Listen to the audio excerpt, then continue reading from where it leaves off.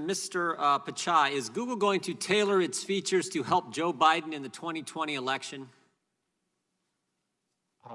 Congressman, we approach our work, we support both campaigns today. We think political ads is an important part of free speech in democratic societies, and we engage with campaigns, according to law, and we approach our work in a nonpartisan way.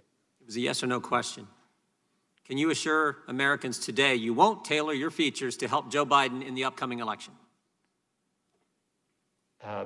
We support work that campaigns do. I just want to make sure I understand that. We all do all kinds of online, social media, all kinds of that outreach, that communication. This is a simple question. Can you today assure Americans you will not tailor your features in any way to specifically help one candidate over other? And this, what I'm concerned about is you helping Joe Biden over President Trump. We won't do any work, to politically tilt anything one way or the other. It's against our core values. But you did it in 2016.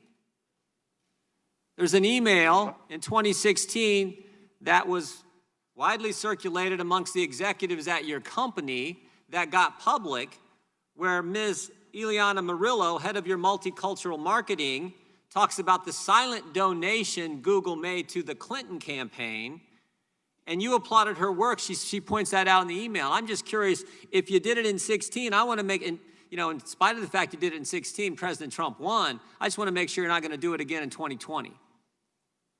Congressman, I recall our conversation at that time, and I appreciate your concern. We didn't find any evidence of such activity. And I took the opportunity after our conversation to reinforce to the company. We realized even an appearance could be improper. So we have clearly communicated to our employees any personal political activity, while that's their right, needs to happen on their own time and resources and should avoid any use of company. Of course, everyone's got their First Amendment rights to campaign for who they want. What they can't do is configure your features to help one candidate over the other. So you might not have found any evidence, but here's what she wrote to the email to a number of key executives in your company.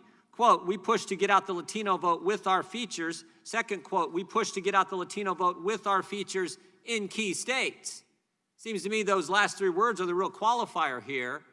That's electioneering when you're trying to increase the Latino vote in key states. And she'd already communicated that she was supporting Clinton, that she wanted Clinton to win. So when she talks about increasing the Latino vote, which she assumed was going to help candidate Clinton, and she's doing that in key states. It's one thing if you're going to increase the Latino vote around the country. If you're just a good corporate citizen, you're urging people to vote. It's quite another when you're focusing on in key states. And you know what those key states were? Nevada and Florida, the swing states.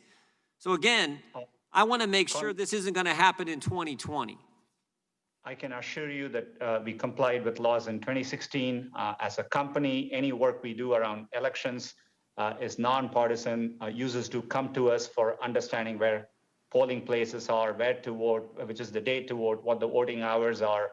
We are committed to providing that information, and I can assure you that we will approach our work. So Mr. Pichai, here's the question I think is on so many Americans' minds. They saw the list that we read here earlier on in our opening statements, all the things Google has done. Google is siding with the World Health Organization over anyone who disagrees with them, even though the World Health Organization obviously lied to America, obviously shills for China. Google's siding with them. YouTube is siding with them. We have the history of all the things Google has done and the history of what happened in 2016 in the election, where they obviously, according to one of your multicultural marketing executive, tried to help Clinton. And here we are 97 days before the election, and we want to make sure it's not going to happen again. We want to can you give us two assurances? One, you're not going to try to tailor your features, configure your platform in a way to help Joe Biden. And second, that you're not going to use your search engine to silence conservatives. Can you give us those two assurances today? Congressman, on our search engine, conservatives have more access to information than ever before. And we appreciate that.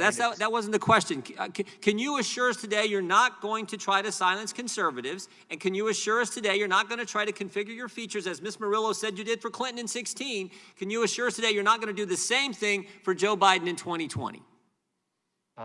You have my commitment.